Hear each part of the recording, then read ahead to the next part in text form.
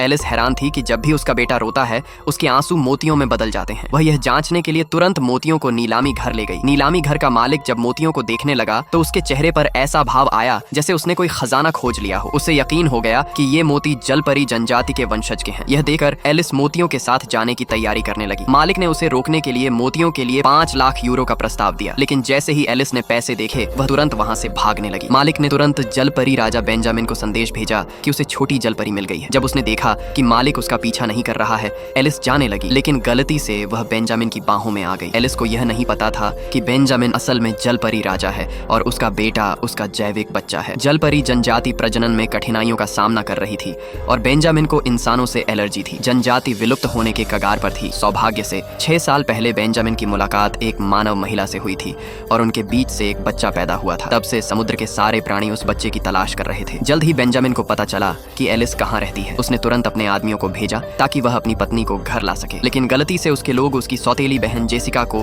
उसकी पत्नी समझ बैठे और उसे बेंजामिन के पास ले आए। बेंजामिन की शानदार विला देखकर जेसिका ने तुरंत मान लिया कि यही वही महिला है और बच्चे से कहा कि वह बेंजामिन को पापा बुलाए। बेंजामिन ने बच्चे को देखा और विश्वास नहीं कर पाया कि यह बच्चा उसका हो सकता है, लेकिन जब उसने बच्चे के हाथ में मोती देखा तो उसने सच को मान लिया। जेसिका ने सुनिश्चित करने के लिए कि बेंजामिन हमेशा उसका रहे उसे करीब आने के लिए आमंत्रित किया, लेकिन बेंजामिन ने घृणा से उसे दूर किया। अगले दिन एलिस अपने बच्चे को बेंजामिन की कंपनी में नौकरी के इंटरव्यू के लिए ले गई। वहाँ बच्चे ने अचानक देखा कि वह चट्टानी मछली से बात कर सकता है। उसने मछली को मोटा कहा तो मछली गुस्से में पानी उछाल कर भाग गई और एलिस को ढूंढने लगी। बच्चे के जाने के बाद बेंजामिन वहाँ आया। मछली ने बताया कि छोटी जलपरी ऊपर चली गई है। बेंजामिन के सहायक ने बताया कि जेसिका ही बच्चे को कंपनी में लेकर आई थी। एलिस ने इंटरव्यू सफलतापूर्वक पास किया और जैसे ही काम शुरू करने वाली थी जेसिका अचानक आई। उसने एलिस के डिजाइन स्केच को फाड़ दिया और सुरक्षा गार्डों से कहा कि एलिस को बाहर फेंक दो। एलिस ने ठंडे लहजे में कहा, मैंने इंटरव्यू पास कर लिया है, तुम्हें मुझे बाहर निकालने का क्या अधिकार है? जेसिका ने कहा, क्योंकि मैं इस घर की मालकिन हूँ। तभी बच्चा दौड़ता हुआ आया और एलिस की रक्षा करने लगा। यह देखकर जेसिका ने एलिस और बच्चे को नुकसान पहुंचाने की तैयारी की। तभी बेंजामिन कमरे में आया। उसने पूछा कि जेसिका क्या कर रही है। जेसिका के बच्चे ने बेंजामिन को पापा कहकर पुकारा और कहा कि वह एलिस को डांटे। एलिस ने जेसिका से पूछा, क्या यह बच्चा तुम्हारा है या तुमने इसे किसी और से बदल दिया है? जेसिका डर गई और बोली कि एलिस सिर्फ चलती है इसलिए ऐसी बातें कह रही है। जेसिका ने कहा, एलिस ने किसी से बच्चा पैदा कर लिया, वे पवित्र नहीं है। एलिस ने गुस्से में थप्पड़ मारा और कहा, तुम मुझे परेशान कर सकती हो लेकिन मेरे बच्चे को नहीं। एलिस जाने लगी, लेकिन जेसिका के बच्चे ने जानबूझकर उसे गिरा दिया। बेंजामिन ने तुरंत एलिस को अपनी बाहों में पकड़ लिया। एलिस ने उसे देखा और उसे आकर्षक पाया, लेकिन यह सोचकर